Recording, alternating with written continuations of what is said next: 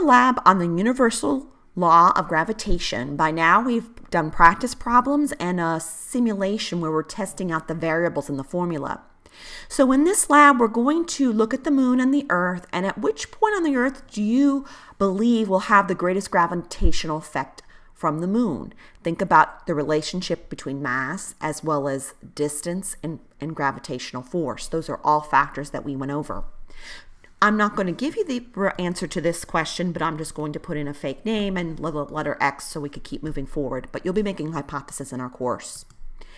As you can see again, the formula for gravitational gravity, F equals G times the mass of the object times the mass of the second object divided by the distance squared.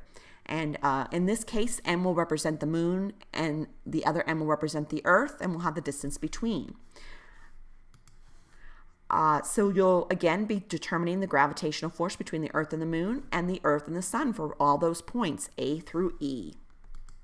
This lab is very nice because it's just drag and drop. We know that G stands for the gravitational constant, so that's going to be placed right there. This first table, we're going to be calculating the force between the moon and the earth for A through E. So in order to do that, all we're going to do is take the moon, drag it to the appropriate spot on the formula, because we should know what the formula means by now, the earth in the appropriate spot, and then the A, which is the distance. And when we do that, the formula nicely produces the value, all right, for you already. So you'll be doing that and filling in the columns here in your course and here for both sides, seeing the gravitational pull on the moon versus the earth and the sun versus the earth. Then you'll also be completing a data table and a graph. And then you'll be answering a series of questions based upon what the results of the lab are. And based on your prior knowledge of completing the prior assignments on the law of universal gravitation, you should not have difficulty answering these questions.